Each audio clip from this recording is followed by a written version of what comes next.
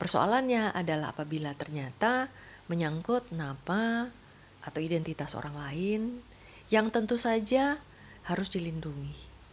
Nah, dalam hal ini apabila memang ternyata segala tuturan, pengakuan, pengalaman yang disampaikan di dalam buku tersebut ada bukti-buktinya, ya tentu bisa dijerat hukum walaupun sudah berlangsung lama atau sudah berlalu lama.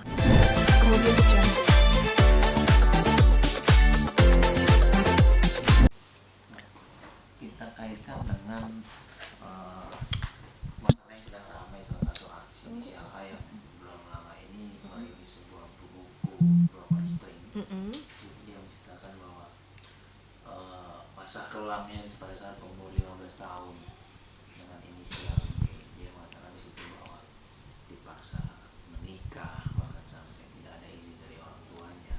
Tapi memang latar belakang daripada wanita ini atau artis ini memang seperti yang Mbak Sandra sampaikan tadi, jauh dari orang tuanya di luar negeri, bahkan tidak berada di Indonesia, sampai akhirnya dia dipaksa menikah di umur 15 tahun dengan seorang laki-laki yang umurnya Itu menikah benar ya? menikah benar di gereja. Dan itu tanpa restu orang tua? Di buku itu iya, tanpa restu orang tua. Bahkan diajak tinggal bareng sebelum menikah, itu diajak tinggal bareng di rumahnya, diperlakukan sebagai ART bisa dikatakan. Seharusnya ketika ada pernikahan itu harusnya bisa ditolak karena anak di bawah umur tidak boleh membuat kesepakatan hukum, termasuk pernikahan. Anak yang di bawah umur ketika mau mengalukan ikatan perkawinan atau sebuah kesepakatan hukum atau tindakan hukum lainnya harus dengan izin orang tua.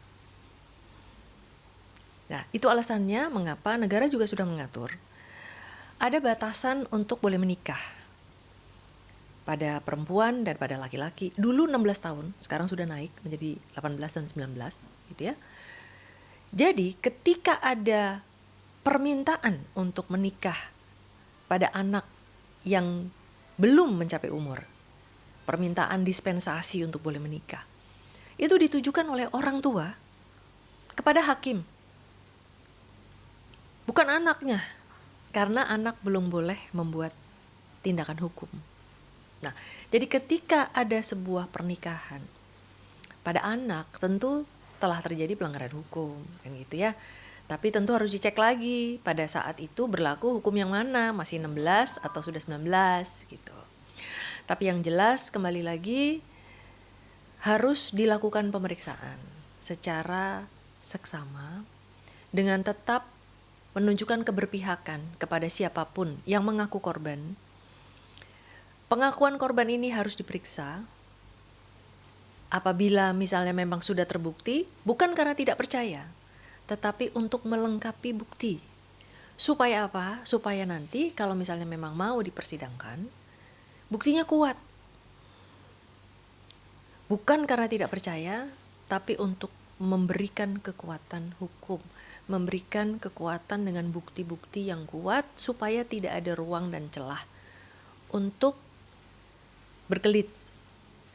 Lalu kemudian tentu bukti-bukti lain, seperti yang saya sampaikan, apabila misalnya ada kekerasan harus ada visum, tentu saja harus ada laporan polisi, lalu kemudian ada mungkin bukti percakapan WhatsApp, dan itu bisa dilihat bagaimana bentuk child groomingnya.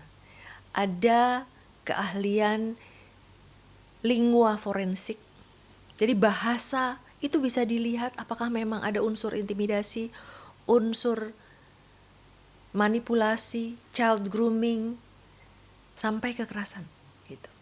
Nah, yang penting bukti-bukti itu harus dikumpulkan. Nah, menanggapi sebuah fenomena atau insiden yang baru-baru ini, ada buku beredar terkait pengakuan. Ya, kembali lagi, sebuah buku bisa dibuat berdasarkan fiksi, rekayasa, imajinasi, atau pengalaman pribadi. Dan tentu itu hak dari sang penulis. Nah, persoalannya adalah apabila ternyata menyangkut nama atau identitas orang lain yang tentu saja harus dilindungi. Nah, dalam hal ini apabila memang ternyata segala tuturan, pengakuan, pengalaman yang disampaikan di dalam buku tersebut ada bukti-buktinya, ya tentu bisa dijerat hukum walaupun sudah berlangsung lama atau sudah berlalu lama. Selama yang bersangkutan memang mau membuat laporan. Selama tidak, ya tentu tidak perlu kan gitu. Tapi sekali lagi dalam arti setiap tindakan kita sebagai masyarakat tentu dibatasi dengan hak orang lain. Ketika tindakan kita mungkin melanggar hak orang lain bisa mengadu, bisa melaporkan tindakan kita. Nah, itu alasannya mengapa harus ada perlindungan. Nah, dalam hal ini sekali lagi saya berharap seluruh masyarakat Indonesia, terutama yang berwajib dan pihak-pihak yang memiliki otoritas dan berwenang, saya berharap kita semua menunjukkan keberpihakan kepada siapapun yang mengaku sebagai korban. Dan tentu saja mari dibantu untuk mencari bukti-bukti, mencari penguatan, dan yang tentu saja apabila terbukti tentu harus ada sanksi dan pembelajaran bagi masyarakat. Dengan sangat menyesal saya menyatakan bahwa sampai saat ini di tahun 2026 kasus-kasus child grooming, sextortion, dan kekerasan atau kekerasan seksual masih belum sesuai dengan harapan untuk penanganan dan penegakan hukumnya. Karena apa? Karena satu, akan selalu ada yang kemudian menjadi korban. Karena situasi, kelengahan, celah, mengambil kesempatan, selama ada pelaku, pasti akan ada korban. Marilah kita menjaga anggota keluarga kita, teman-teman kita, lingkungan kita, dari berbagai potensi adanya child grooming. Perhatikan ada tanda-tanda tertentu dari anggota keluarga kita yang harus kita waspadai. Terutama ketika mereka sudah mulai suka sendiri, mengunci pintu, lama di kamar mandi, lama di kamar, tidak mau pergi, tidak mau terlibat lebih jauh, lebih lama dengan kita. Kita perlu curiga. Ketika mereka sudah mulai menurun keceriaannya, tidak menunjukkan tawa dan kebahagiaan secara lepas, kita juga tetap harus curiga. Lalu kita juga harus memastikan hubungan-hubungan mereka baik secara online maupun secara langsung dengan orang-orang di sekitar. Pastikan bahwa anggota keluarga kita berada atau membina hubungan dengan orang-orang yang tentu saja jauh dari berbagai potensi resiko child grooming, sextortion, kekerasan dan kekerasan seksual. Yang berikutnya adalah tentu saja penegakan hukum.